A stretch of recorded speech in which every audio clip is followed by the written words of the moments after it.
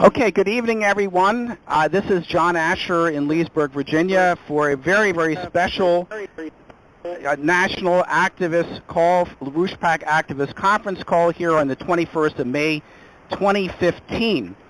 And this evening we have with us none other than the founder and head of our movement, Lyndon LaRouche, who has something to say to all of you, all of us here, all the assembled activists of the LaRouche political movement.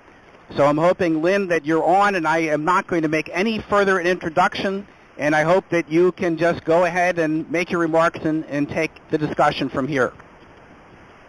That's what I understand the arrangement is, and I shall try to fulfill my duties accordingly. I understand that there will be, my understanding is that there will be one person each time who has a statement, discussion, etc., and then they'll dump me from that point, and somebody else will come in and also take up the back while the others watch. And that should be going on for, I think, some period of time this evening. It will not be a very short thing, and we'll try to be to the point, but there may be discussions and questions raised which demand more fully developed arguments. Okay, so I'm ready, and you can start the process as far as I'm concerned now, and I'll take, it's like the man in the boxer in the ring. I will take on each time. All right. And you all know I am. All right. Well, Lynn, let me ask you this. Do you want to make any preliminary statement here about what you've been focusing on the last couple of days in terms of the potential of getting Obama impeached or anything of that nature, or should I just open it right up for questions from people who are on the call? I'll give it a whole thing. I think it'd be helpful that I do that. Okay. What has happened is something which most people, even there, don't know about yet. Tony Pappert, who I think you all know and revere, that has presented a document which identifies me officially according to our program. And I think that will probably serve well to locate exactly where I am and also where our organization is at this time. There are some things that are breaking developments, like the attempt to the mass murder of the citizens of California, which is coming from the governor of that state, who's out there to kill practically everybody in California, which is not a nice idea, but that's what's on the process now. So that's where we are, and I'm in the middle of this stuff internationally. Helga's also, as you know, in this. We're a pair, as most people know, and we work together, and we work together a lot with a lot of people in this, in both New York City area, other areas adjacent to that, and down here in the dredges of this present location where I'm stated today. So let's go ahead and just go ahead with the thing. Everything okay. I think. Okay. I'm going to turn on at this point, Lynn. I have a button here. Let me just tell you that we have about 300 people on the line with us at this point, and I'm going to turn on the Q&A queue, and let me just say what Lynn was referring to, which we got an outline from Tony Pappert earlier today, is a document which I believe is going to be the basis of next week's issue of Executive Intelligence Review, which Tony Pappert outlined us today, some elements of this, which really highlighted the question of Lyndon LaRouche's historic role in the presidency, and how that was broken in 1998 with the attacks on Bill Clinton, and I'm sure Lynn will have more to say about that. So what I would suggest to people now, so you understand what our procedure is this evening, Lynn has opened this up for any questions you want to throw at him, and so what we're going to do here is please at least give us your name and where you're from so Lynn can get a sense of the geographical participation in our call here this evening. And if you have a question for Mr. LaRouche, what you do is you hit *6 on your phone, and that will put you in the queue. And I know that that there's going to be probably a couple of reports coming up from people in Manhattan, Lynn, who have indicated to me earlier that they want to talk some about also the focal point around the event coming up on June the 6th in Manhattan, which is a special national focus for our organization, the building for that event. So I'm going to take the first question from one of our activists here, Lynn, right now. Here's the first person. Okay. Yeah, good. Can you hear me? Speak up. Go ahead. You're weak. Go ahead. Yeah, good evening. This is Jim from Michigan, and I wanted to find out. Yes, I would like. Can we get a little more? Can we get a little more push? Lynn, what I'll do is if it's too weak, I'll repeat it so that I can make sure that you know what he says. Okay. Okay. Good. All right. Excellent. Okay. Go ahead, Jim. Okay, I was wondering if you could give us any indication on Martin O'Malley's move towards throwing his hat in the ring for the presidency, and if you and this organization have any direct contact with his movement. Okay, Lynn. He said basically. Did you were able to catch that? Yes. Okay. The point is, now you will notice that what we've gone through on the O'Malley case, and I've qualified this, and it's also in print for circulation in an in-print document, which is Tony Papert collected and presented this evening earlier. That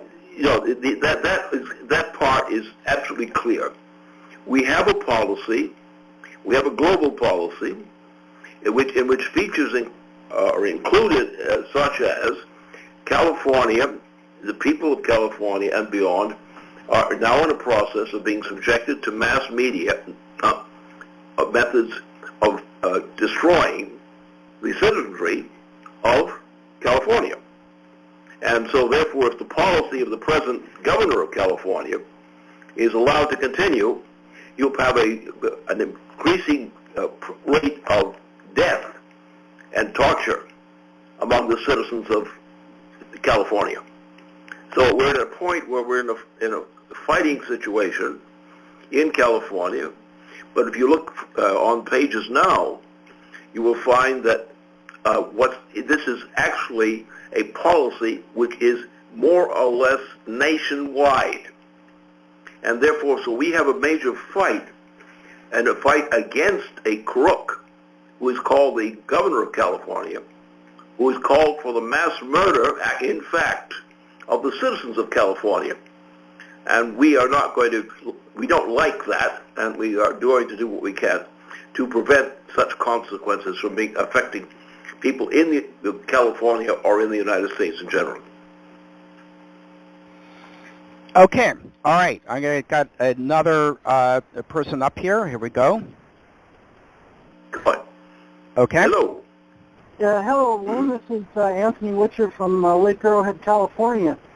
And I've got several questions swirling through my head. One's about Democratic politics, namely, how does it look for Bill Clinton at this point? Is he going to be helping the progressive portion of the Democratic Party get someone like O'Malley, or is he backing Hillary Clinton at this point? That's one question. No, Billy. What? Yeah. Go, why don't you Tony? Why don't you hang on and Lynn will answer that? Okay. Go ahead. Okay. Okay. Well, the problem is that Mrs. Clinton is probably a lost cause. She's made too many mistakes. She's made too many submissions to Obama, and she's not really qualified to come through the process of being nominated or elected as President of the United States. That's the situation now. The reality on O'Malley's case is O'Malley was always in his political career and in the intermediate periods. But what he's had, he functioned as a governor earlier. He functioned on the basis of going along. and he adapted himself to winning elections. Then the time came when he shifted his orientation. Now that doesn't mean that his personal views about life in general has been radically changed in a perversive way. What it means is that he has gone up for the times when what he pursued as a candidate for election in earlier periods, he finds no longer adequate. Because what's happened is, the situation now is the President of the United States is an enemy of the United States, that's a fact, and the Republicans are generally, with some nice exceptions, pretty much bums. And Obama is a menace. He's an evil figure, a very evil figure, and therefore you've got the problem with Hillary is she's adapted too much to become a subject of Obama. And that's what ruined her when she went over and accepted a position under Obama that Obama ate her up. She is no longer the same person she was when she left, to join him.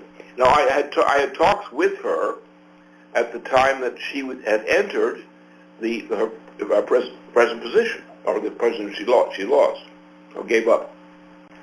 But since now she is not anywhere near competence for running for the office of president. And obviously you have in general, you don't have other people who you would recommend to become presidents, either because you don't know they have the qualifications or because you know they don't have the qualifications, such as the Bushes, traditionally. So that's where we are. And so we're at a point where the O'Malley option is the only one which is significantly on the table right now for realization in the interest of the citizens of the United States. Okay, excellent. I'm going to take the next person up, and I would ask people just to ask one question so we can get as many people in here as possible. Here's the next person. Okay? Hey, John and Lynn, this is Dan from Wisconsin. How are you doing? Well, not badly, considering my antiquity and my occasional sneezing sessions and things like that. I want to congratulate you. You were the first one to call Scott Walker up here in Wisconsin a fascist when nobody had the guts to do so, and they still don't have to do so. But you kind of answered my question already about Hillary, but what about Bernie Sanders? What's his shortcomings that he doesn't qualify? He's not really there. He doesn't represent an active presentation, which is, this time is necessary. At this point in life, anybody who is running to be a president should, in the normal course of events, have presented a program which meets the challenge of the reality that we in the United States and in the world in general face. And therefore, I don't think he's a viable candidate, at least not so far, and I've seen no signs that he is a viable candidate yet so far. Maybe he will change, but pending a change, I think he's not a very good candidate. Okay, all right. So take another person up here. Hello, my name is Glenn from Washington State. Lyndon, we met in 2009. I have trouble hearing. Okay, I'll repeat it. Go ahead, Glenn. Okay, my question, Lyndon, is I've given some information to Stuart Battle to be given to you. It's about George Bush 41, and I'd like to make certain that you're receiving it, because you and I think a lot alike about his character in the British monarchy. But anyway, he's the first illegal alien to set in the White House, and I can prove that. And I wish that you would correspond with Stuart with that information. I'd like to thank you for being a patriot. Okay, good. No, I think we're in a good situation. I've always had, especially normally and clearly since the beginning of the 1970s. Since that time, I've been a prominent public figure and a candidate for the presidency since that period of time. That has never really changed. And I think now that, despite the fact that I'm a little more aged and not frisky and running around the way I would if I were younger, but the fact is I probably am one of the best political authorities operating in the United States today. But I have to operate from a more modest personal position in terms of things, because I just have to do what I have to do as a contribution to making sure that the policy of the United States does match the requirements of the United States under these conditions. Okay. All right, the next person up here. This is Larry Kruger in Spokane, Washington, Northeast Washington State. I'm going on a different tangent, and I hope I'm not going to embarrass myself, but what do we do about the Islamic caliphate, or at least what they're claiming is a caliphate, over there in the Middle East? Okay. I can answer that. I think I can answer that directly and explicitly. First of all, the Islamic movement based in that area of center is only a tool of the British monarchy. It's a mass murderously inclined instrument of mass murder. That's what the Saudi operation is. The Saudi operation is also the leading factor in genocide throughout that entire region.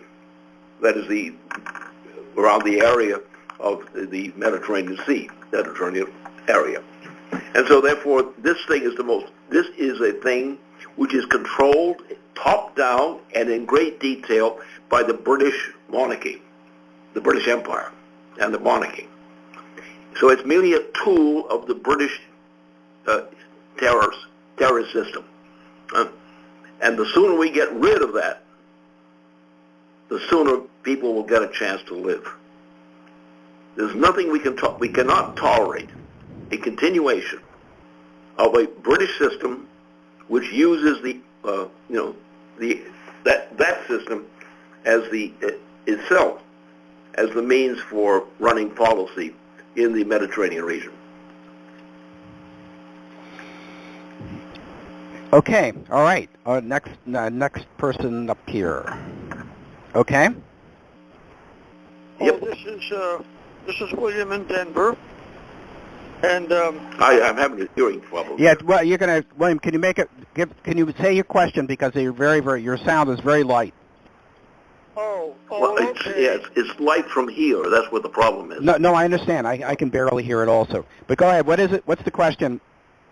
well, anyway, not to change the subject, but I'm aware of a rumor that that the U.S. is about to install some anti-missile defense system in Ukraine. Okay, thank you. That's a good question. I'll ask that to him. When he was asking about whether the United States was going to install an anti-missile system in Ukraine, that was his question. Well, that's an attempt, and that is the intention of Obama. Of Obama. Obama is a British agent. He's got a very bad history, actually. He's a very evil person. He should never have been a president of the United States, and he should not continue to be a president of the United States at this point. The danger to the United States and its people and civilization generally that he represents, Obama represents right now, one of the greatest threats to the existence of human beings on this planet today. Okay. All right. We've got, I think, someone perhaps from New York. We'll see. Hold on. Okay. Okay. Hi, Mr. LaRouche. Hi, this is Eugene Bronstein from the Bronx, New York City. I want to ask you about ISIS or ISIL. How can we militarily defeat them now? Because they're a real threat to the whole world with their terrorist organization. How can the U.S. and the world militarily get rid of them right now? Thank you. No, the point is what we need to do is, the problem is that you've got a bunch of people in the Congress and so forth who really are not coming up to the standard of performance which the United States desperately needs at this time. Many members of the Congress are incompetent. There are members of the Congress who are also valid, very valid people, very serious people. But we have a lot of people who are not. The other problem is, in general, that the tendency is among the candidates often is that they're opportunists, and that they act on the basis of what they can get for themselves in their prospective incomes, their promotions, what they can sell out to do, what they try to sell themselves out to do, that kind of stuff. And we have a very poor quality of moral performance among the members of the Congress. Not because they are inherently bad, but because they tend to capitulate to what they feel the pressures are, which determine their opportunities for promotion. Okay, absolutely. All right, we're going to have a wide geographical range here tonight, Lynn. I got another question coming up. All right. Hello. Hello. Yes. You go ahead. Hi, this is Jim Moore in Alaska. And oh, good. I had a question about, I guess, priorities. I sense that our number one priority right now is we've got to get a restoration of the presidency of the United States, get Mr. Obama out. And it seems like there's a lot of things all stacking up that should make that easy. But I'm always amazed and surprised that he's still in there. I didn't think he'd last that long. The lies about Benghazi now, and the highlighting of the 28 pages, numerous impeachable offenses, the whole warfare, the terrible foreign policy. We've got to get him out of there. Yep. But I see that a very important flank here with this water crisis going on in California, and I sense I'm in Alaska here, and been kind of hoping and organizing toward the development of NWAPA. We'd love to develop the Arctic region. There's so much potential looking forward with the BRICS development for Alaska. But the NWAPA seems to be put on the back burner. And I understand that the crisis is now, and ionization, nuclear desalinization, all of these things would be very important first steps. So anyway, I wonder if Mr. LaRouche could comment about the priorities. Okay, Lynn, did you catch all that? What he said? I got it. Okay. It was difficult, but I got it. Okay. All right. Good. Yes. Well, the answer really is a little bit of a shift in the subject the way you present it. First of all, you cannot make a deductive approach to solutions to the problems which face us now. That most of the important issues are not on the table, and they are deliberately kept off the table. Let's say the case of the area which you probably are more close to, California, Northern California in particular, because that part of California is actually the most viable right now, in this time. But what's the policy? You have a corruption of the governorship in California, in which the heir of a qualified leader in California is a piece of nuisance, and worse. Now what they're doing, and this has two aspects to it. One is what these guys are doing, the ones in power, the governor and so forth. He's a useless and worse than useless creature. He's nothing like his father. He's a bum. He's an opportunist. He's a prostitute in the sense, a political prostitute. And he comes from a certain circle of prostitution in California, which came after the period of the father of the current governor. The earlier figure was a commendable person in general and did useful things. The son has been a tragedy for both California and for the United States in general because of his role and influence and what's going on now. Now, the problem is this. The argument on water, and I'm sure you're aware of the whole water problem as it's being presented now. The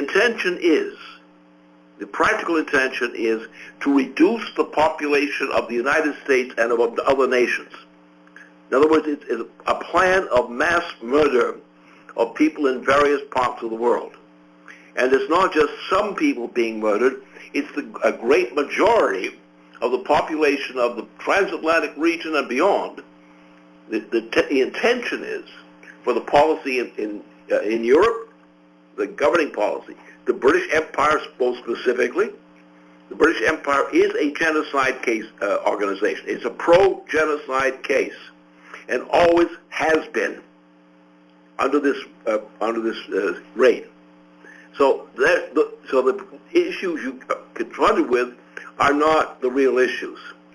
They are shadows of a really ugly set of issues. Now, right now, the issue of the water question, and the water question on the United States and across the transatlantic region is the issue, a functional issue right now, is the issue of survival of human beings, the citizens of the United States and elsewhere. The British Empire has long had a policy of genocide, and the current incumbency of the Queen and her consort are advocates of a kind of genocide worse than that of Adolf Hitler. And they should be looked at as a successors or a continuation of the principles of Adolf Hitler.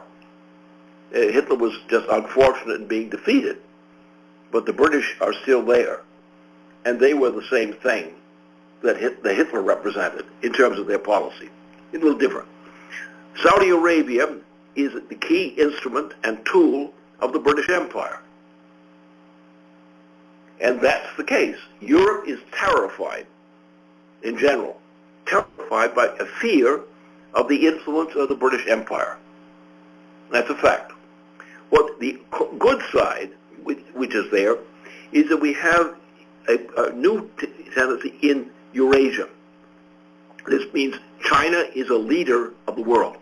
China is the most powerful and biggest nation in the world in terms of citizenship, and is growing fastly. India has come up rapidly since the new administration put in place. Similar kinds of views exist in various parts of the world. South America, there's certain nations in South America which are coming up again. So we're looking at a point where we can throw out, expel the evil led by the British Empire then and now. The British Empire under this monarchy in particular is the most evil thing that mankind has experienced in a very long time.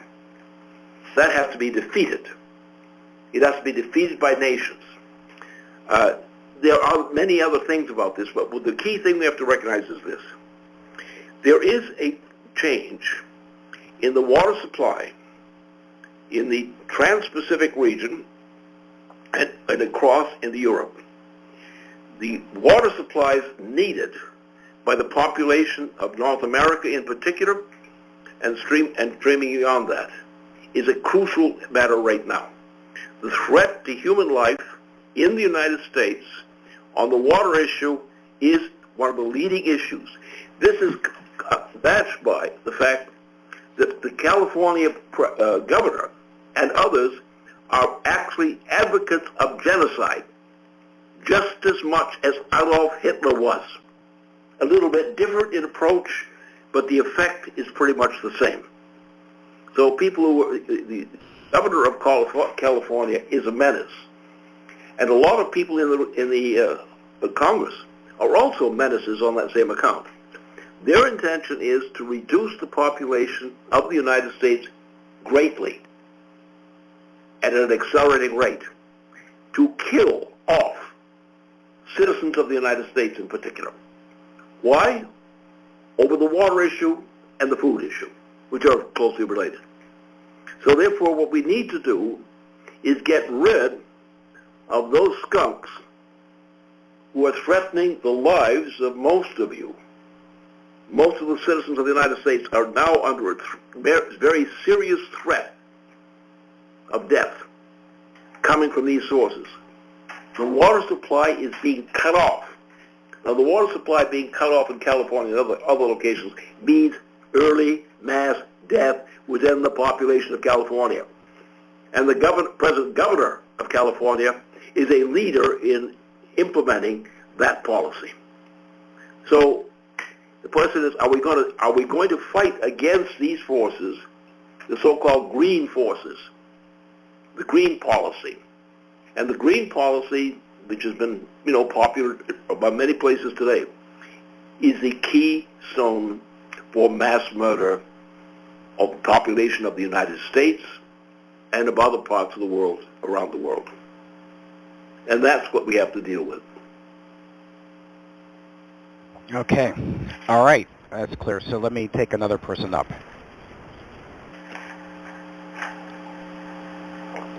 Okay. Yes, hi. Hello, Lynn. This is Alvin, another Bronx chorus voice calling in on this Manhattan Project. Thank you. Thank you very much. And I'm a part of the so-called Manhattan Project, and we've been trying to organize ourselves now around something new and exciting that we've missed in the past, I think, and that is reaching out to the working class of the New York City area. And I wanted to ask for your guidance on this new potential for us. It seems that yes, and I'm a product of it, that they're in a lot of ways in bad shape.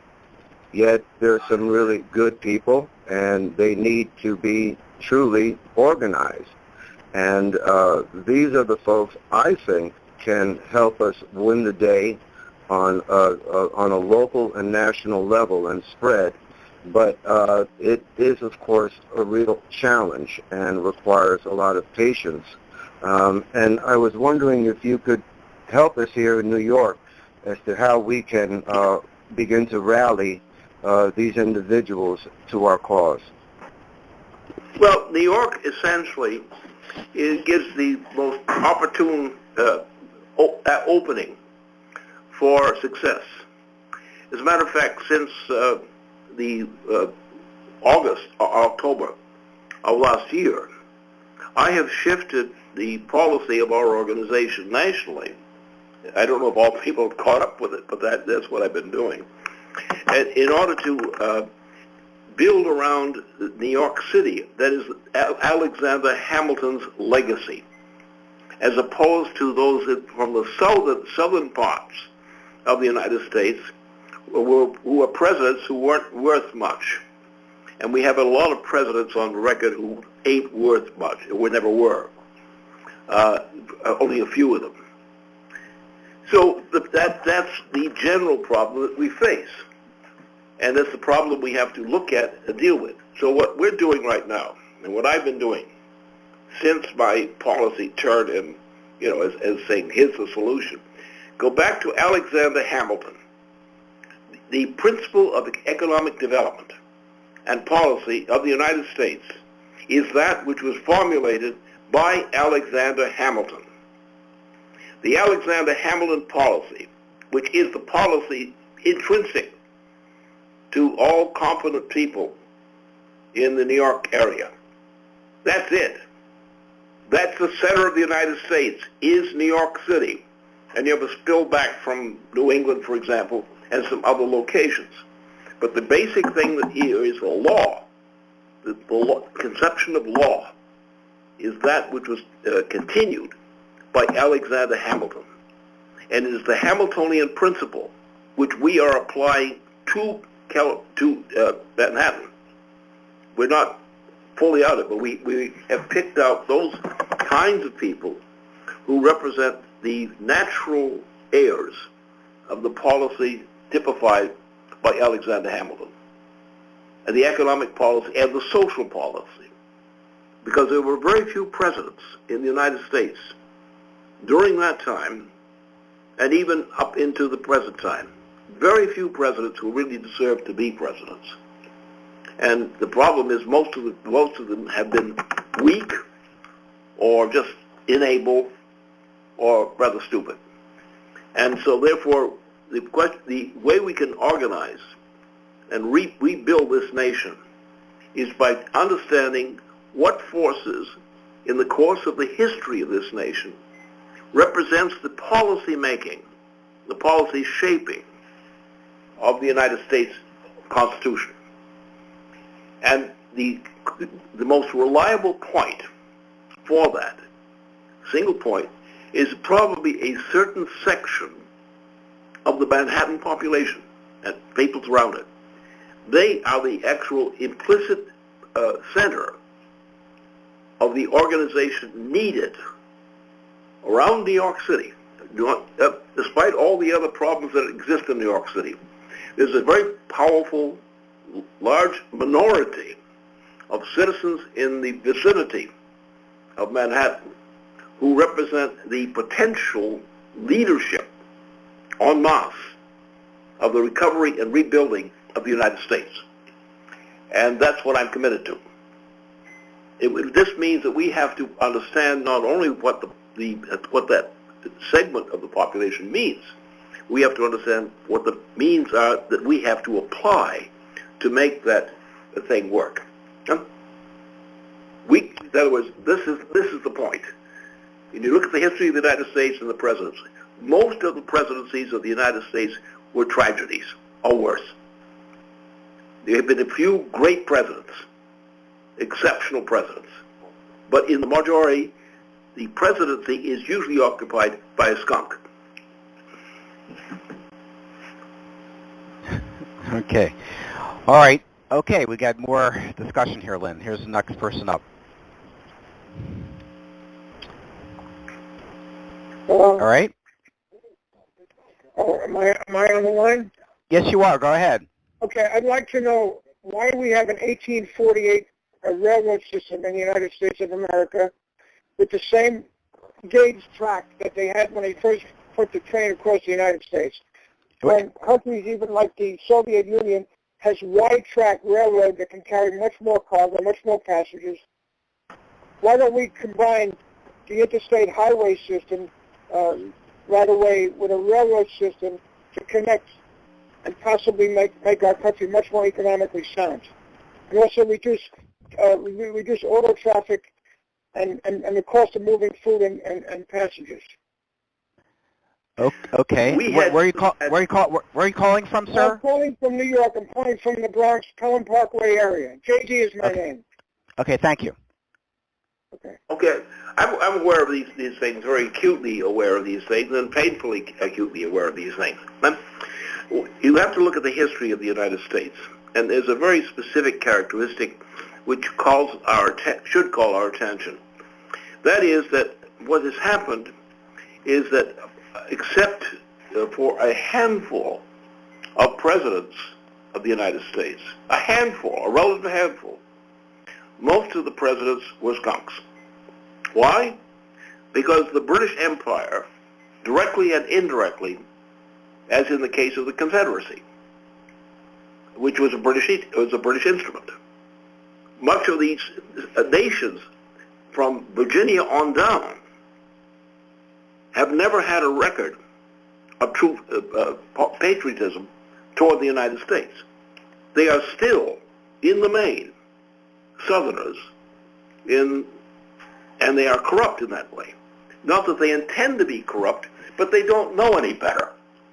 And the problem has been we've had only a few presidents in the history of the United States presidency who were fit to occupy the position of president.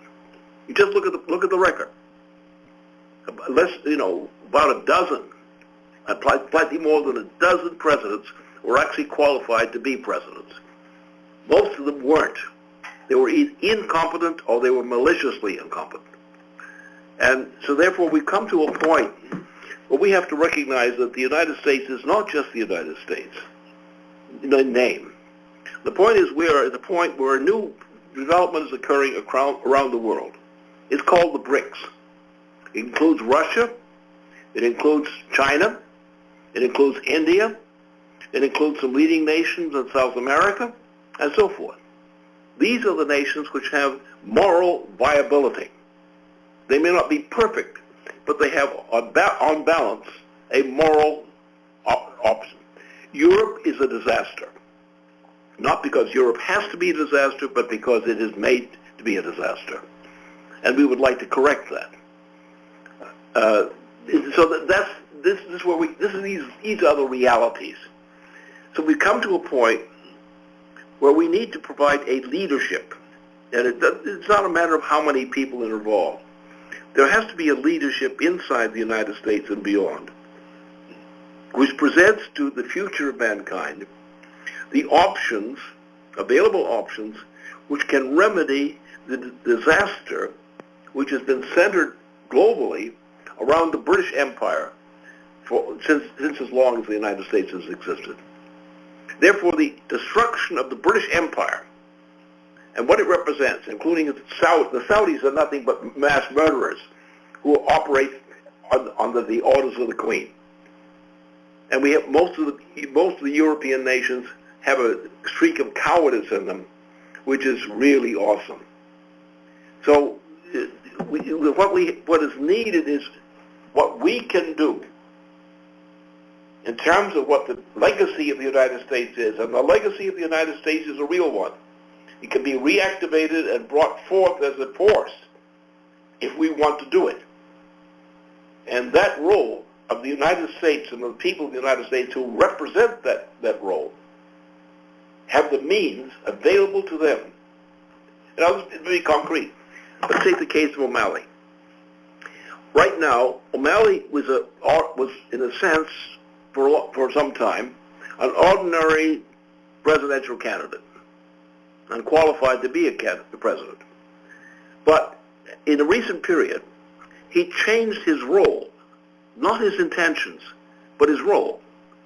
Because when he was running for president before, he was operating on the basis of a politically practical approach to politics.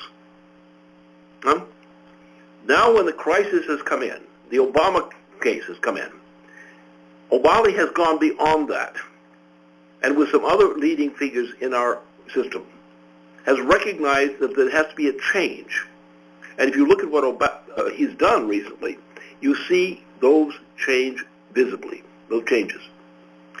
Therefore, we can say that O'Malley, right now, is the clearest case of a potentially qualified president right now. All of the others are either doubtful or known to be incompetent for this purpose. And that's the way we have to think. Now, what I have to do, because I have a special role, I've been an international troublemaker against the British Empire for most of my life, and proud of it. But what we have to do is we have to make our people in the United States and elsewhere sensitive and sensible of what we can do by our legacy. And what we have to do is understand what O'Malley represents at this point. O'Malley is the only prospective presidential candidate on the scene now, presently. There could be changes. But right now, he's the only person who's really qualified to become the President of the United States. And that's because of a combination of his his virtues and his expediencies and all these kinds of things. But he's the only person fit to be a presidential candidate right now. None of the others are qualified, either because of their weaknesses or because of what the policies are that they adopt. Okay, I'll take the next person. And by the way, Lynn, I think O'Malley has indicated he's going to be announcing his candidacy officially on May 30th, so that's going to be coming up in a couple of weeks. So let me take another person up here. Okay. Hello, this is Dennis from Arizona, and I wanted to bring up, I've been listening to some YouTube videos, and it brought to mind what FDR said, that the presidents are elected, they're not elected, they're selected. And when you look at what this video brought to my mind was it shows that, what we talked about, there's a cabal out there that controls the military-industrial complex, the press, the financial oligarchy. And with that, they seem to say, here we're giving the Republicans and Democrats who are all part of our deal. We have an A team on one and a B team on the other, and the A team may be a Republican one election cycle and change for the next one. How can we overcome that? Because it seems like most of the people don't care. So we have this group that selects, and they give you two choices, neither of which is worth anything. Okay, I got Lyndon. Were you able to hear that, or should I repeat that? Barely. I think I got the inkling of it. A lot of the things dropped out in terms of my auditory. Well, I'll just summarize it. What he said was that that he was looking at a video which indicated that presidents are they are not elected; they are selected by a cabal behind the scenes. And his question was that since that seems to go back and forth between Democrats and Republicans who are selected by a secret cabal, how do we break that pattern, and that the population doesn't seem to care that presidential candidates and presidents are selected? How do we break the pattern of the manipulation of the selection of presidential candidates? That was his question. My view on that is that I continue to do what I do, because I don't tolerate any of that crap.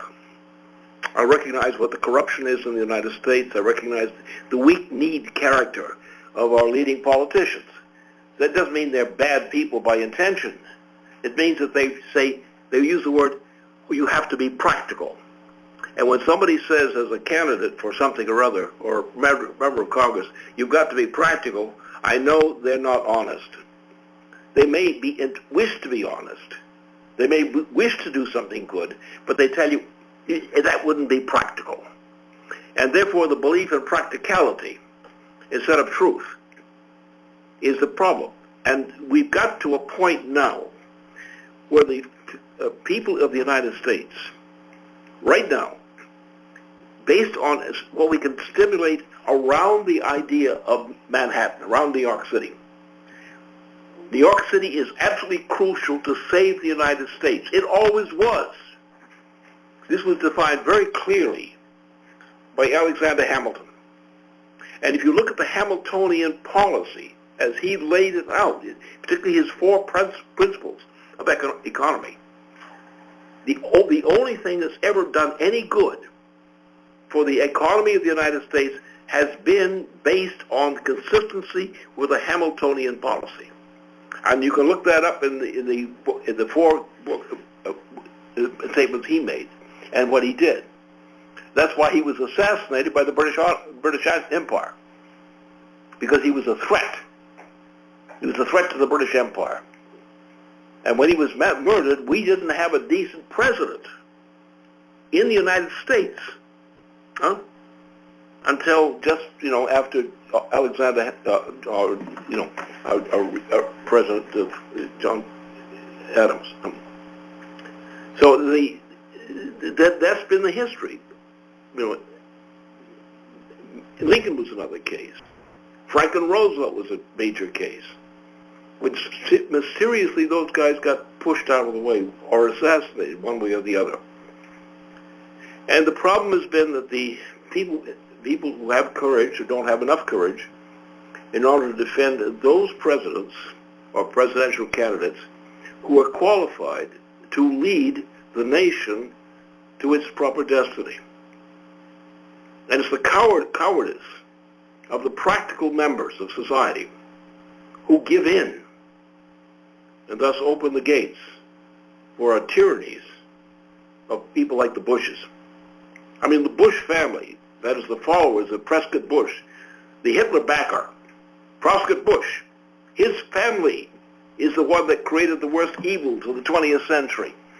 And yet people are still voting for Bushes. And I would say, Moses would say, burn the Bushes. Okay. All right. Okay, we've got another next question up here. Okay. Hi, this is Yep. Jim. This is Jim from St. Paul, Minnesota. Can you speak up, Jim, a bit? Try to speak up. Yeah, this is Jim from St. Paul, Minnesota.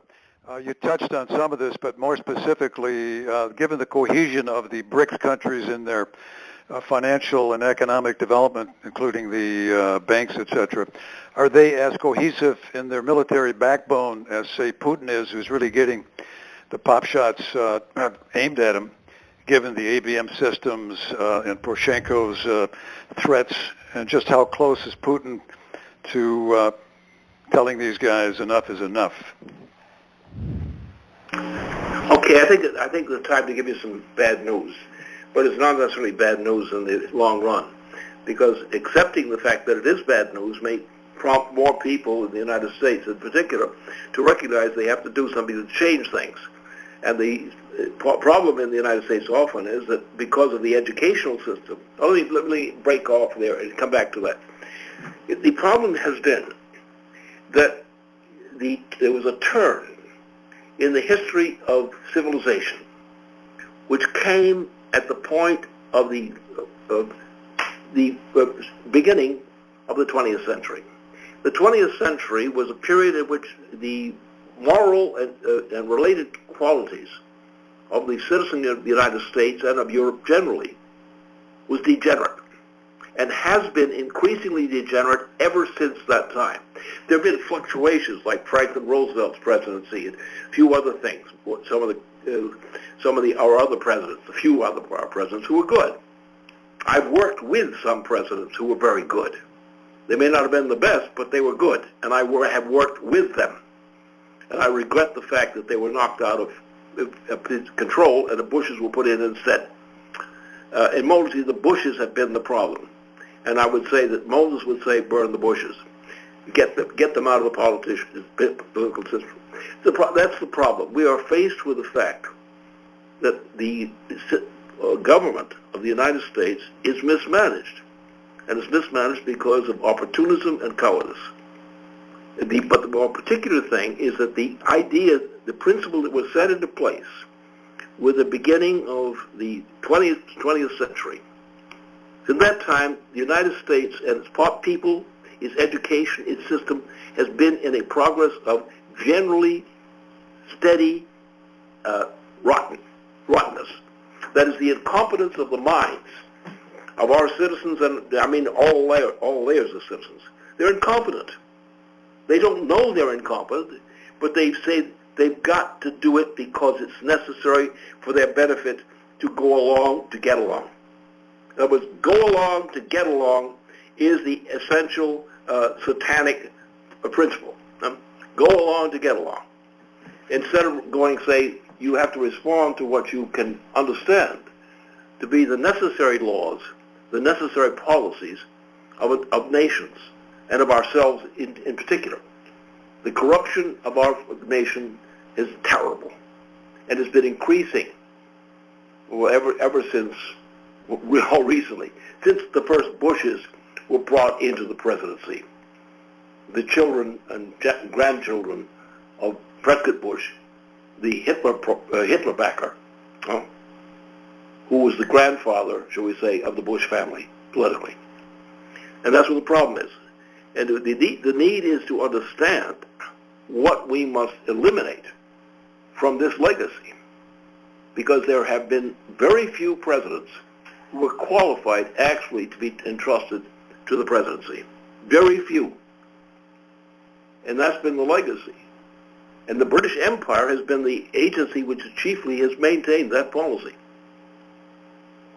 The assassination of Lincoln, for example. Assassinations of presidents were always done by the British Empire. Every assassination of a U.S. president was done by the British Empire. And yet people sit and they ignore that, or they pretend to ignore it. The question is we have to build ourselves intellectually into a body of people who understands what it must do to save this nation and to realize the intention built into that nation. Very few Americans have any understanding of how the system works. They believe that you've got to be practical. Be practical. Be practical. Well, being practical is being stupid. Because what you're doing is you're compromising what you should know in order to be accepted by society otherwise. The guts to see the truth of the situation is the great weakness, and the incompetence of our educational system. Don't kid yourself. The educational system of the United States, since the beginning of the 20th century, has been a rotten education that has destroyed the ability of most citizens of the United States to be able to think clearly. And that's one of the things you've got to really work on. Okay, that's a good challenge for everybody, Lynn. I'm going to take another person up. We have a long line of questions here, Lynn, so we'll keep going. All right. Okay. All right, so here we have another person. Okay. Good. Okay. All right. For Clyde in Apple Valley, California. First of all, I got to say, God bless you, Lynn, for everything that you're doing. I really appreciate it very much. Thank you. But I have a couple of concerns. Well, the other night, I didn't know whether or not we were going to be blown up or whatever, because these Russian bombers are flying over the coast of California. And now I understand that Jade Helm is taking over Walmart and using the empty Walmarts to set up their FEMA camps, and they're looking to bring people like myself, and you know what, I can't even leave the country because I got family over here, and they're looking to march us in to these FEMA camps and destroy us. And that was my major concern about that. Are they going to be able to do that now? Because they're setting it up right at this moment. I know they are. Exactly. The Yep. water issue is the key. What Obama is doing and what the governor of California is doing, unlike his father, who was a decent man and a good man. He may have had faults, but he was a good man. The son is no damn good at all, and has a record of being no damn good. And that's an ugly fact. And the weakness, you see how California has degenerated. And the water crisis in California is an example, a product of the kind of administration which California in particular has undergone under recent, heads of government in California. I mean, some of the people they brought in as governors in California were the worst monsters on the planet. Some of them were actually not actual Nazis who became, the governors of California. A real Nazi who had all kinds of sexual peculiarities and is also a movie star and did all kinds of evil things on the screen. So we have this problem. The only way you can deal with this problem, you've got to fight the evil. And that's what I do. Now, fighting the evil is not always a successful venture as such, but it's like putting out forest fires. You may not be successful in stopping the forest fires because you got to take everything you can do and fight against the forest fire. And that's what we've got to do. You've got to have your courage, and you've got to have a sense of solidarity with not only our own nation of people, but also with other nations who have honest concerns. They may not always agree on what they think the solution is, but at least they have the intention of solving the problem. We have a situation now which is very promising. China is the leading power in terms of economics and rates of progress in the entire world. China is presently under this new regime in China. And China always had some of these elements in it, but you also had bad administrations also. But China now is the leading nation on the planet. That is leading in terms of morally, in terms of progress, rates of progress, and so forth. And all the problems they have are simply things which can be easily understood. India, which is practically following on the heels of what China is doing, typifies the process. You find also in certain parts of South America, you're finding optimistic trends in that part of the world, and options on that part of the world. So what we have to do is you have to work from a positive standpoint of trying to get solidarity with forces in the world who represent the positive viewpoint, apart from what Europe in general is a disaster. Why? Because it's just capitulated totally to the British Empire. The British Empire has actually poisoned Europe. Russia's forces come out of this same process, and Russia is now a major power. China is a major power of the planet, a leading nation of the planet. India, a major nation of the planet.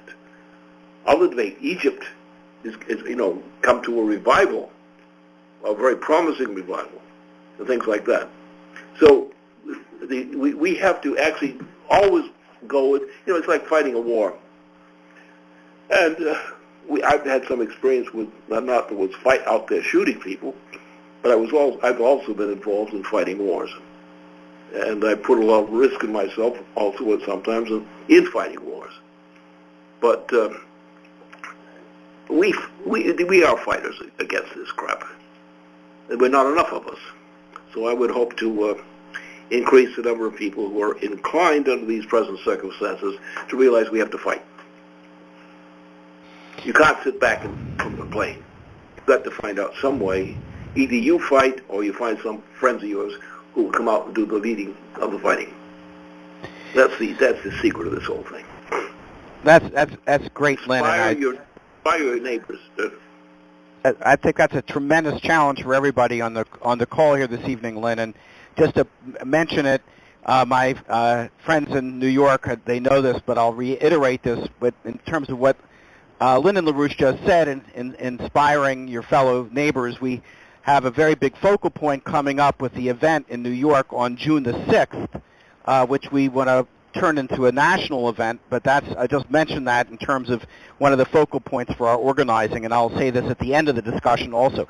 So we got more people in line here, Lynn. As long as you're willing to go on, I think people are ready to ask you questions. So you tell me how long you want to go, but I've got a lot more people in the line here. Okay, as long as until I faint, I'll be still working here.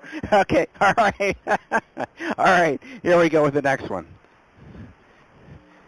Okay. Hello, Lynn. Yep. Jesse Maven here of Klamath Falls, Oregon. I'm starting a relationship with a young German woman. Can you give me any advice?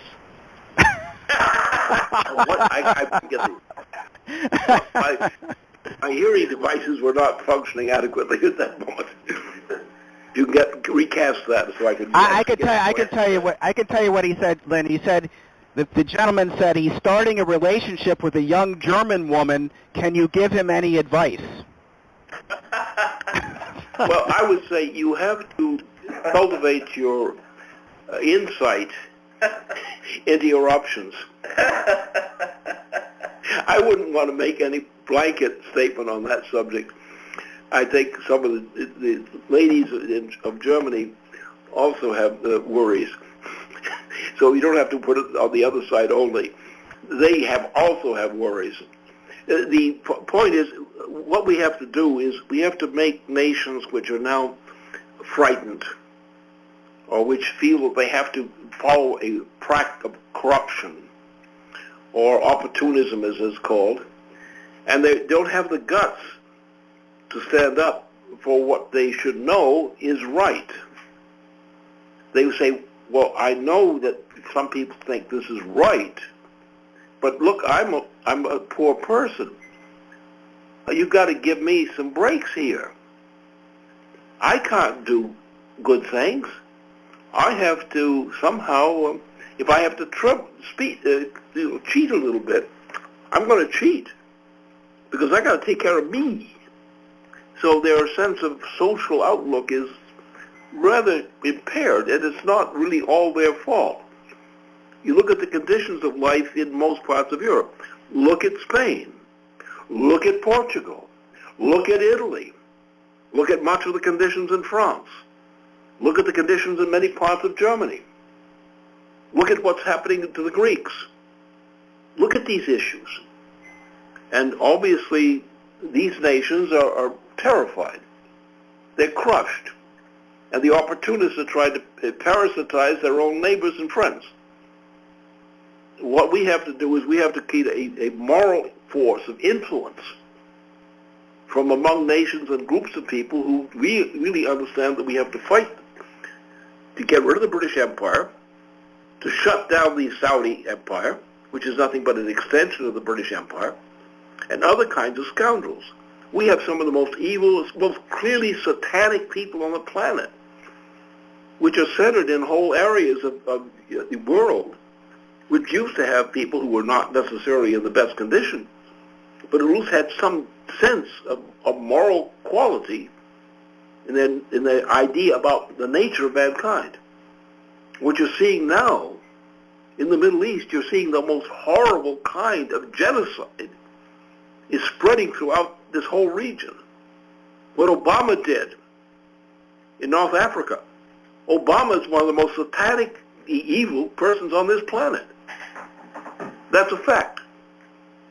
And so therefore the poor guy out there, who's the ordinary citizen of some nation or another nation, what did this person able to do to fight against the evil represented by Saudi Arabia, which is nothing but a tool of the British Empire? They're evil, absolutely evil. And the President of the United States is absolutely evil, Obama. He's systemically evil. And he was put in power by the British Empire. And I could give you, if you wanted to go through it, the names of the people who did that. So the problem is we need people with the guts and also the mental temperament and knowledge to lead our people to resist this kind of corruption which has brought us to the system we're in right today. Look at the condition of the American citizens. Look at our citizens. What's happened to them? What's happened to our citizens? What's their standard of living? The typical citizen. Where's the employment? Where's the education? How many are drug addicts? How many are destroyed in one way or another? Well, how about all the black citizens of the United States in the southern region who have, like the case in the center of the area here? They don't have a chance. They once had an area which we had great production, great productive capabilities, economic progress, and it's all garbage now. It's destroyed. It's destroyed by the Bush family. The Bush family is the instrument which has led in destroying the economy of the United States. And Prescott Bush was never any damn good.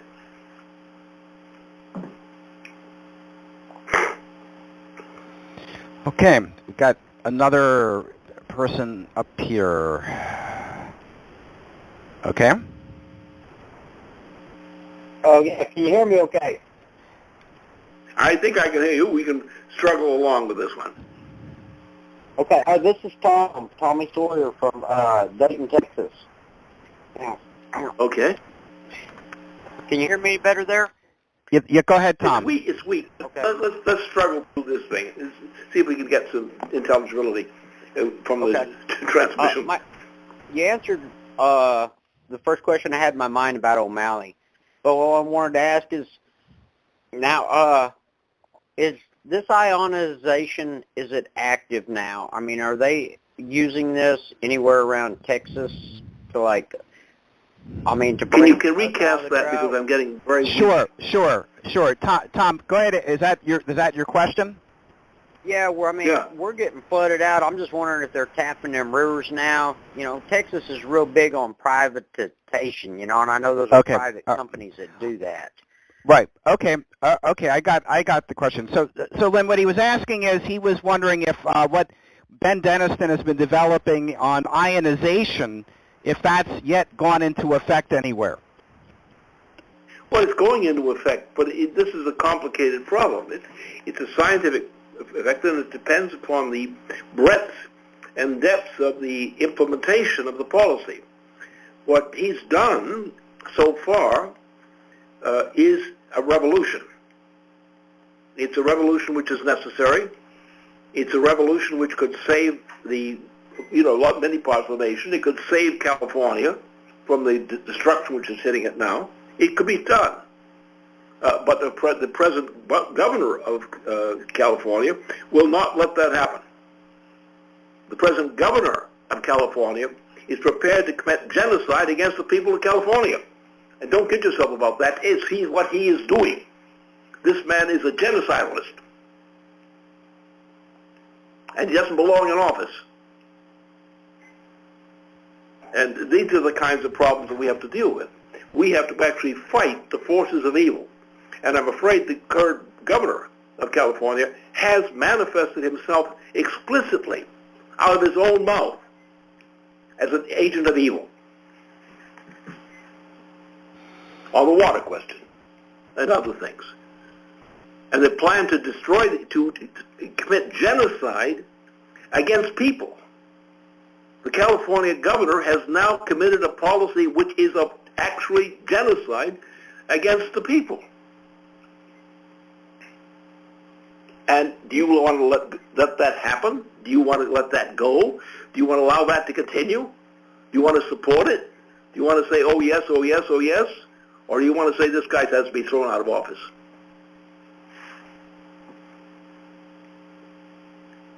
All right. I'm going to get someone, I think, up here from New York. Here we go. Oh, good. That's just nice. Hello? Hello? Hello. Hi. Can you hear me okay? We're not okay, but I think we'll stumble along quite nicely. We'll stumble along. Okay. This is Jessica White from New York, and I want to thank Mr. LaRouche for his presence on the call tonight. And I've been listening carefully to all of the answers, which are phenomenal, to the questions that are being asked. As a teacher and a New Yorker and part of the Manhattan Project, I have a question that deals with different organizations and trying to organize the people within those organizations. I'm a delegate to an organization that represents 3,000 other delegates and then represents all of the teachers of New York City. The leadership of this organization, they steer clear of openly criticizing Obama, but then they introduce resolutions that they want teachers to support that clearly show that they realize that their lives are going down the tubes. So my question is, when they introduce these resolutions like workers' rights and single-payer health policies, and they want to defend Medicare and Social Security, and they want teachers to support the defense or the introduction of these things, what are your suggestions on not being sucked into these single issues and showing the connection between all of these issues and Glass-Steagall. Okay. Okay, Glass-Steagall is obviously, clearly, a mandatory policy because it's the very idea of the education of the citizen to be functional and to understand what the world is all about, at least in some degree, depends upon the Glass-Steagall principle, which is the right of the citizen to find out what the issue is. Now, the educational process in the United States, since the Bush family moved into the presidency business actively, has destroyed the ability of the citizenry. You can't teach it. You're not supposed to teach it. They're principles of education. We used to have them. They weren't perfect, but they represented that some people in the teaching business were able to actually be the exceptions who were the leaders of the progress of education of our citizens. That has been crushed. It is not allowed anymore. It's cut off. And therefore it's a fighting issue. Now, Obama has been really a very important factor in this thing. It's not just a New York issue. He's a generally universal idiot. He's really not an intelligent person, but he's an instrument of the British Empire. And he's committed great crimes against the citizens of the United States by intimidation. They're afraid of him. He's a very vicious man. He's evil. But that's not the problem. How did he get put into power? He would not honestly earn his election. It was run from the British Empire. And you look at the last phase, Hillary was not the greatest candidate that ever walked down the line, but she was precious compared to Obama. Obama is evil, purely evil. He's a force of evil. He has no real competence, no scientific competence, nothing significant. He's a fraud. But he has a backing, and the backing comes from the British Queen, from the British power. So he's a British stooge. And this has happened before. We do not provide, since the 20th century, the beginning of the 20th century, we no longer provide for the kind of educational program which is needed and which was understood up to the last century. We have been going downhill, and I had a fight against what I ran into it in education in the 1920s, when I was born and was crawling up into things, and I had a good experience of education because I knew what was wrong with it. I covered that pretty well, and we've done a lot of good work in that. But the point is, I understand the problem. We are not providing to the teachers who have competence, who had competence. We're not backing them up anymore. We are actually pulling them down. We're suppressing them. We're telling them to do this, give in, give in, give in. And we could, in New York City, look, in New York City, if we had our druthers, because I know New York City pretty well, if we had our druthers, and we had some of the kinds of leaders in New York that we had earlier, who had some power and influence in New York City, none of this would have been allowed. None of this would ever have happened. The Franklin Roosevelt tradition was still a very powerful influence. And what we can say, honestly, we must and can restore the kind of development of educational programs for our students, for our children, which will enable them, equip them to cope with the challenge of understanding science and human culture generally. And we have to do it. And we're going to have to make a fight about it. We're going to have to do it. We do have to be careful because we don't want to create unnecessary victims. because they will, people will take it out on citizens if they can. But in principle, we have to understand among ourselves that we have a devotion, we have a mission. And for the teachers or in other professions of relevance, we're going to have to work with them, assist them, to help defend them in their endeavors to do the job they want to do. Okay, all right. We'll take another person up here.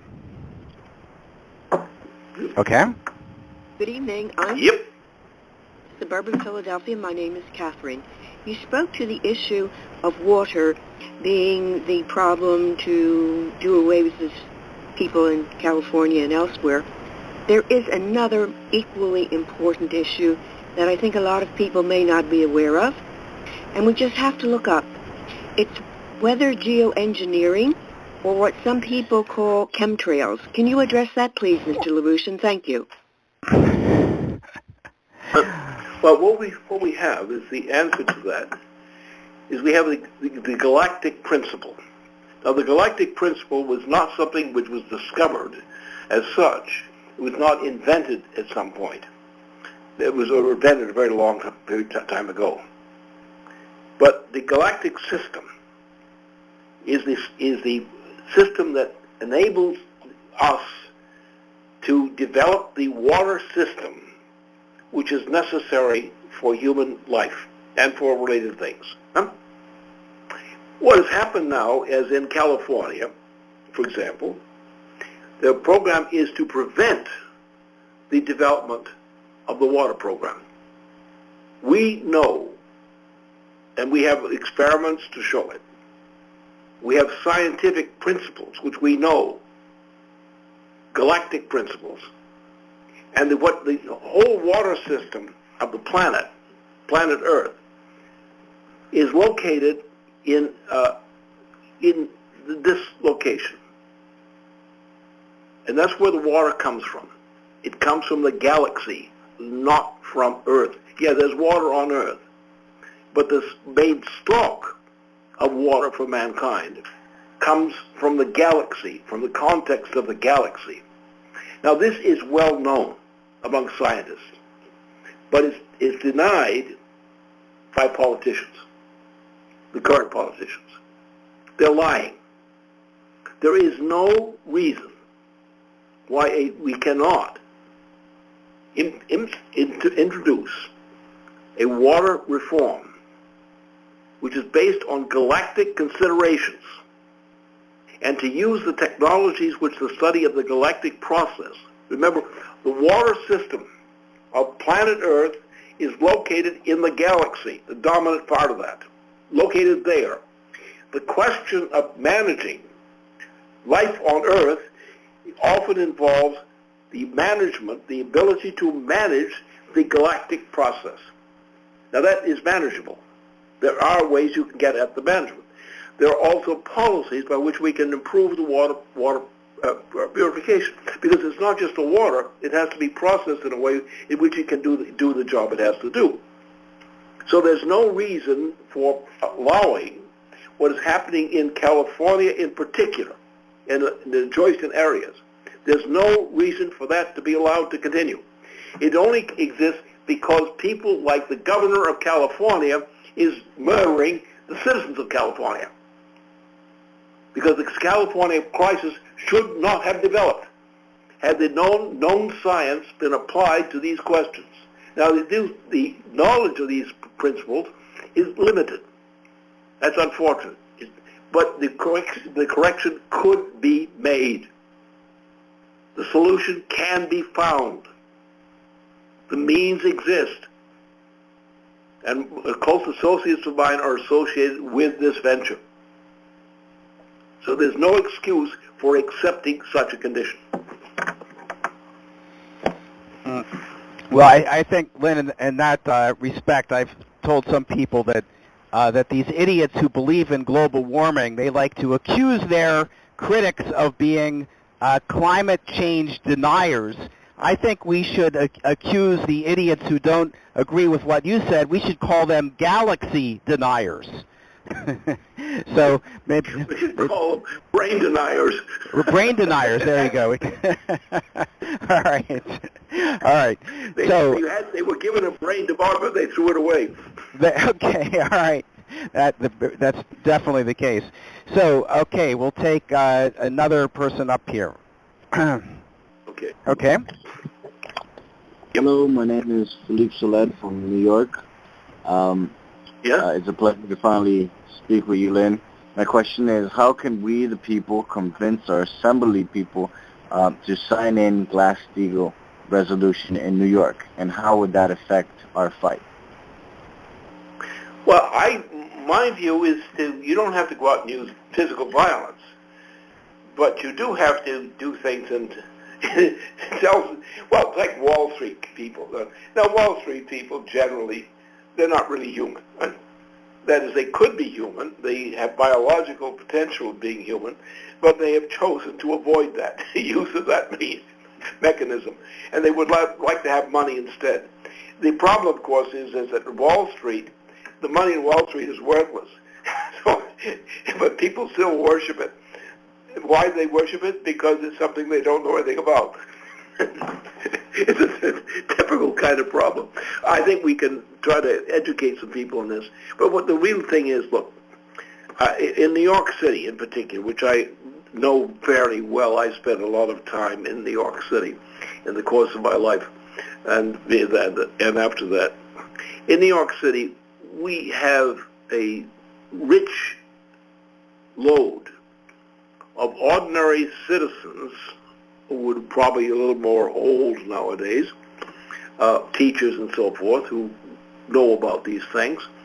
We have a force in New York City areas where we have some of the smartest people in the United States in terms of our ordinary citizens. Get a little something like that. Used to have that around New York City, rather Boston. Boston has lost some of its brains under recent management. But New York City is really still the center of thinking of the United States, because it's the Alexander Hamilton symptom. Now, there were other people who made our nation as a nation, but Alexander Hamilton was the crucial figure, and he was assassinated by the British for all that reason. But Alexander Hamilton set forth a policy of economic policy. That economic policy is the only policy which has ever been suitable to the requirements of the people of the United States. That policy has been increasingly destroyed by the Confederacy, for example. Most of the presidents of the 20th century of the United States were incompetent or maliciously incompetent. We had a few presidents who were actually competent and represented what the United States represents.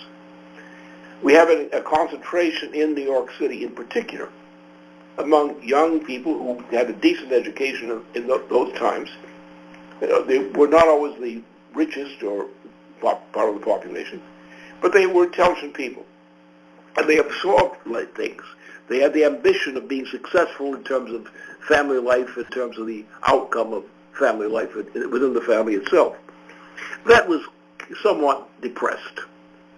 But it's still, in fact, New York City is the intellectual center of the United States. And that's a fact. You have other parts of the United States which share the same talent that New York City represents at its best. But New York City itself is, Boston used to be an important area. It's run down considerably since that time. But the point is that the situation in New York City is the intellectual center of the United States. And we have to understand that those citizens, who may not be the richest citizens of the whole place, but who have a family tradition, a devotion to success. We have immigrants who come in from different parts of the world into the United States or around it. And they share that. So that even though they're not the richest people in the world, which is not really necessarily a necessity, but the fact is that we have citizens who have come to reside in New York City, immigrants from various parts of the world, And they represent a family, a group of people. Probably, I would know what exact percentage, but I'd say a very large minority of the citizenry of New York City has this kind of special character, which is to be admired as a model in the United States. And I would say that the best way to look at it is to look at the achievements of Alexander Hamilton. He was the one who created the economic system of the United States, made it work, designed the principles. Okay, so Lynn, how about if we take 3 more questions? Okay. All right. We're going to take, here we go. All right. Hi, Lynn. This is Alonzo from Columbia, Maryland. Alonzo, can you speak up because you're very muffled? Okay. Hi, this is Alonzo from Columbia, Maryland. And my question is, with the recent events with the oil spill in California, what is your view about the environmental issue in the United States? What were you referring to in California, Alonzo? I couldn't quite get that. The recent oil spill that they had. Okay. All right, I got it. Okay, very good. Lynn, he was asking about, there was an oil spill recently in California. He was asking what your view is of the environmental issues in the United States. It's terrible. The policy of the United States is awful. It's evil. What they're doing, for example, in California, they're doing this mining operation, so-called. And what they're doing is they're destroying the ability to maintain progress, physical progress, in California. And this is done by the crackers who have these projects. And they are destroying the resources of California itself. They're ruining the nation, that region. And the same thing is going on in Texas. Texas is being destroyed by the mining operations, reckless operations. What happened to with the British operation in the Gulf area, which destroyed a whole part of this function some years ago. And it was a British operation. And so this kind of operation should be outlawed, immediately outlawed. Because when you do mining, which destroys the ability to maintain the productivity of a part of the territory of the United States, and that does it maliciously, unnecessarily, it's a crime. And the guy should be in the jug. He should be in prison for a while and cause to reflect upon their errors of their ways. Okay, we're going to take another question up here. Okay. Hi, Lynn. This is Edward from Delaware, and I'd like to thank you for conceiving of this organization several times in various generations of it, and for conceiving of the IDB, which is now being created, conceiving of the EIR, conceiving of the beam defense weapon, and many other beautiful conceptions that you've given us, including with collaboration with people like Helga.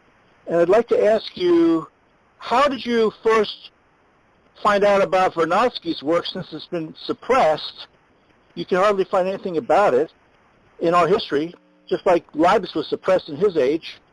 And finally, last question, how do you deal with, what's the best way to deal with somebody who says you don't use the word evil? You can't use that word. Why not? I mean, that Hitler was evil, don't you know? No, and that was a lot. The British monarchy is evil. What do you mean you can't talk about evil? I mean, that's the most important subject to discuss about it on any occasion. The evil, the force of evil. If you look at the history of the presidents of the United States, you find that in the main, the history of the presidents of the United States were mostly evil. Were regrettable creatures who should not have been allowed to slither around the territory. No, that's the point. What you have to do is you have to fight to maintain what is good. And what is good is not somebody's opinion. It's a question of, look, mankind is a precious creature. There's nothing known in the universe which is a plausible replacement for mankind. Mankind is God's own choice. That's the simple way to put it. And the powers that mankind has, the noetic powers, the ability to create new things, to create the existence of new forms of things in the universe, is specific to mankind. We don't know of any other source which can do that. And therefore, our main problem and our main responsibility is we, especially those of us who have the privilege of understanding science and what science means in terms of practice, we have the responsibility as leaders in education and related things.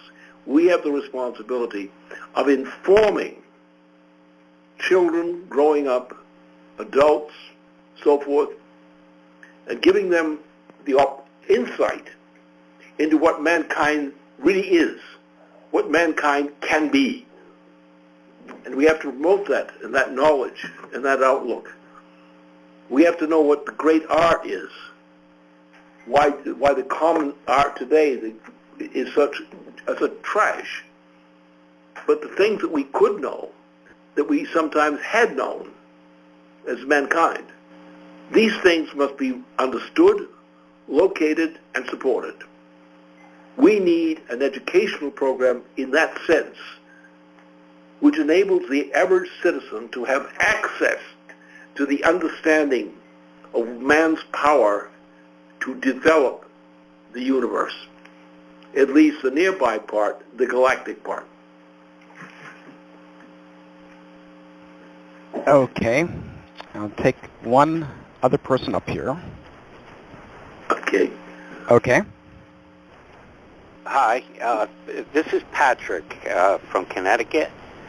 Thank you, Mr. LaRouche, for being on the call.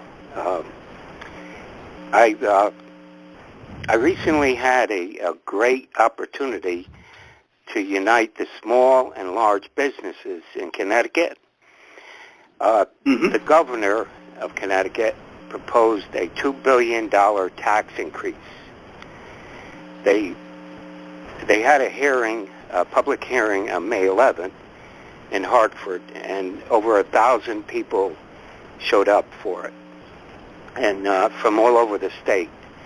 And after they testified, I spoke with them, and they were like just livid, because this would put businesses out, small and large, and also jobs would be terminated.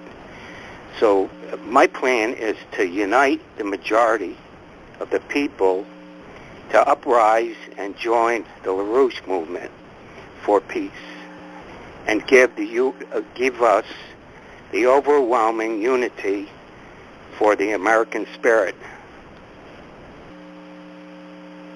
Okay. That's my... Okay, simply, there is a very simple response to that. Simple in the sense of it's neat. Not simplistic, but neat. The point is, what we live in a system which is really dominated by the influence of the British system, the British Empire. And what we had is the American system has been diluted. With the Bushes, for example, the Bush family, starting with that old criminal, that pro-Nazi criminal, Prescott Bush. And the whole Bush family is a tribe of, of some kind of wild savages which shouldn't be allowed into politics. And so this influence, and the influence of Wall Street, which is the same thing, what we have to do is we have to shut down Wall Street. Look, Wall Street is totally useless. It's worse than useless. It's destroying the United States. It's destroying the citizens of the United States. It's destroying their families, destroying everything, destroying education, destroying science, everything. So what we have to do is get rid of those kinds of people in the sense of putting them out of business. We have to shut down Wall Street. Wall Street must be obliterated. We must go back to Glass-Steagall. It's a simple, very simple thing. If Glass-Steagall had not been repealed, we wouldn't have the mess we have today in the United States. So we've got to go back to Glass-Steagall. You've got to go back to that kind of tradition. And that may not be an adequate measure, but it certainly is one of the measures which is essential to be contributing to the future of the United States. The health care of the United States, the health care of our citizens. It's a crime. The way the health care is delivered is a crime. It's not done by the doctors. It's imposed upon the doctors.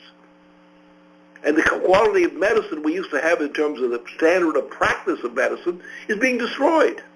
Or it's so costly, most people can't get help. The education system is so corrupt, so rotten, that the student in schools doesn't actually get any useful information.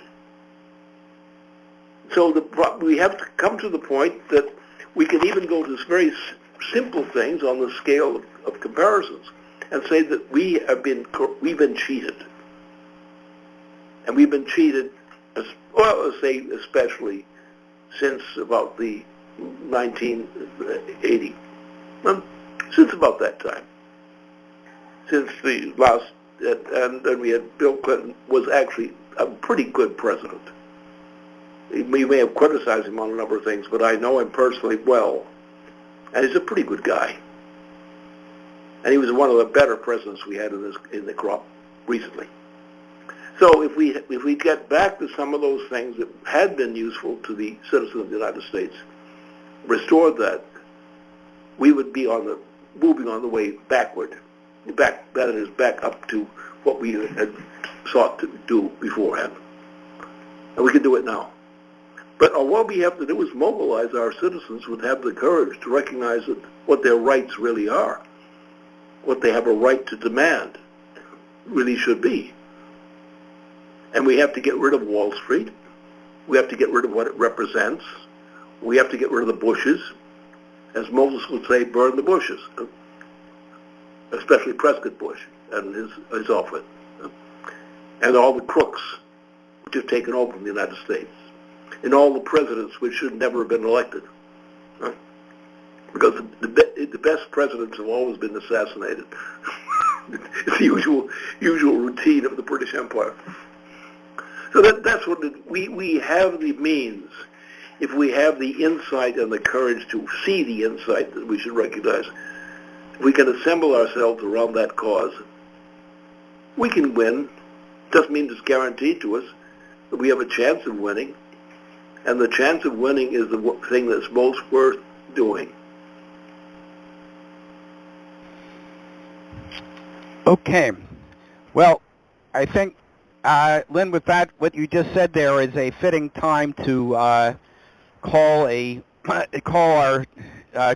here this evening at the end, and I can tell you that I know for all the people who have been participating in this activist conference call for the last several years, we dearly appreciate you getting us on with us this evening. I think it was a critical moment to have engaged in the dialogue and the discussion that we had tonight. And I think, Lynn, you've given everybody on the call tremendous challenge and inspiration for the kind of fight that we need in the upcoming days.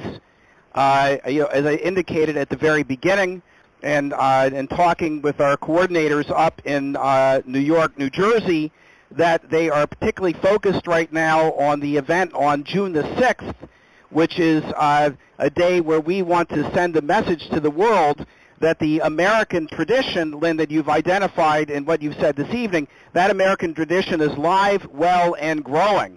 So we want to make that June 6th event in New York something which sends a message throughout the country and throughout the world and it's a crucial part of our offensive over the course of the next few weeks. So I think, Lynn, from what you've said this evening, it's a challenge to everybody on the call here tonight to really organize, to upgrade their activity and their organizing of their friends and people they don't know.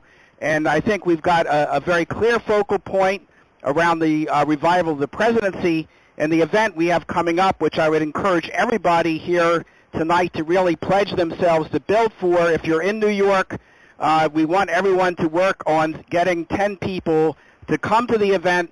If you can get to New York for that event, that would be excellent. And if around the country we build other events in coordination with that June 6th event, that would be absolutely critical. So we'll be getting more on that out on the website. And again, Lynn, I'd like to thank you again for having this discussion with us this evening. And I'm not sure after the last answer you gave I'm not sure that there's anything more you'd like to say, Lynn, but if you'd like to, go right ahead. No, I'm quite content. I think we can have future occasions to fill up any vacant areas of our discussion. Okay, great. All right, that's fantastic. So what we'll do, we record these discussions, Lynn, so people will be able to go back and listen to any of the answers that they feel they want to hear again. I'm hoping that the discussion might even get transcribed. And so here, this is John Asher signing off for our activist conference call here for May 21st. I'd like to thank everybody for participating, and everybody I know would like me to thank Lyndon LaRouche for being with us here this evening. And we'll hopefully be able to do this again. And thanks everybody, and we'll get the recording out to you tomorrow. Look for the webcast tomorrow night on the website, and we'll be back with you next week with our next LaRouche PAC activist conference call. So thank you very much, and that concludes our call for this evening. Everybody, I wish you a good evening and good night to you, Lynn and Helga. Good. Okay, all right, that's it. Bye-bye now.